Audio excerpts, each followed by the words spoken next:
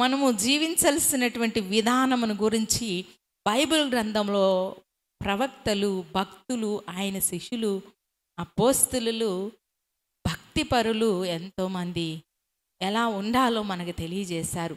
ఇక్కడ పౌలు గారు మనకు తెలియజేస్తున్న మాటలు, మనం ఏం చేయాలంటే అందరితో సమాధానంగా ఉండాలి. నిజమే, ఈ లోకం భయంకరంగా ఉంది. కొంతమంది మనము సమాధాన పడాలని ప్రయత్నించినా వారు సమాధాన పడే పరిస్థితి లేదు. అయినా ప్రభు హెచ్చరిస్తున్నాడు, అందరితో సమాధాన పడండి.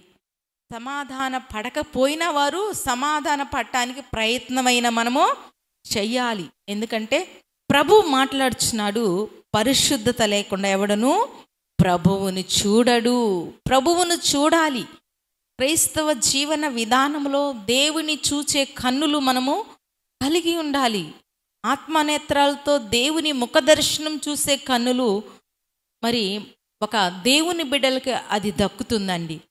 నిజంగా మోషే కూడా ప్రార్థించినప్పుడు, దేవా నిన్ను నేను చూడాలి అన్నప్పుడు మోషేకి దేవుని ప్రత్యక్షత కనబడింది. ఈరోజు మన జీవన విధానంలో, దినచర్యలో దేవుణ్ణి చూడాలనే ఒక ఆశను మనము కలిగి ఉండాలి.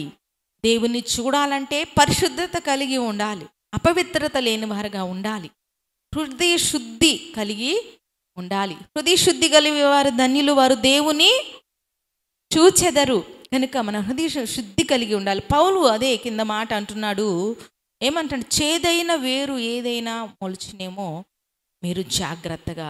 నిజమే, ఈ పాప లోకములు, శాప లోకములు, భయంకరమైన మరి జనరేషన్స్ మరి మనం గమనిస్తే వారు మాట్లాడే విధానాలు, వాడి ప్రవర్తన విధానాలను గమనిస్తే చాలా భయంకరమైనవి కనిపిస్తా ఉన్నాయి. అయితే ప్రభు పలుకుచున్నాడు ఇక్కడ, అన్ని విషయములలో మనము ఏం చేయాలంటే జాగ్రత్త, బీ కేర్, జాగ్రత్త కలిగి ఉండాలి.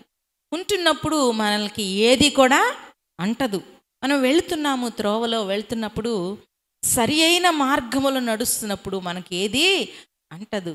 ఒకవేళ మనము త్రోవ తప్పి పక్కకి వెళ్ళినట్లయితే మనకి ఏదో ఒకటి జరుగుతుంది. ఏం జరుగుతుంది? ముళ్ళు గుచ్చుకోవడమో ఏదో ఒకటి మనకి జరుగుతుంది. కనుక ఈ లోకము అశాశ్వతమైన ఈ లోకంలో మనం ఉన్నాము. ఈ అశాశ్వతమైన లోకములో ఏదో ఒకటి మనల్ని కలవర పెట్టాలని కలిచి వేస్తూ ఉంటుంది, మనల్ని కలవర పెడుతూ ఉంటుంది, భయాల్లోకి ముంచి వేస్తూ ఉంటుంది. అయితే మనం ఏం చెయ్యాలంటే దేవుని మార్గాల్లో మనం నడవడానికి ప్రయత్నం చేయాలి, ప్రయాసపడాలి, పరిగెత్తాలి అని ఒక భక్తుడు అంటున్నాడు. ఈరోజు నీ ఆధ్యాత్మిక జీవితంలో చేదైన వేరు ఏదైనా నిన్ను కలవరపరుస్తుందేమో. ఒక్కొక్కరికి ఒక్కొక్క మైనస్ ఉంటానే ఉంటుంది.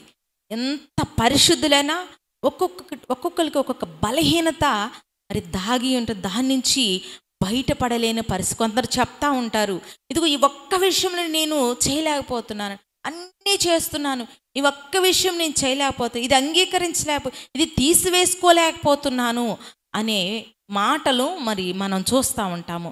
అయినా దేవుడు అంటున్నాడు, ఆ ఒక్కటే నీవు తీసివేసుకోగలిగితే దేవుని పరిశుద్ధతలో నువ్వు పాలిభాగస్తుడివే అని ప్రభు ఈరోజు తెలియచేస్తున్నాడు మాటలు.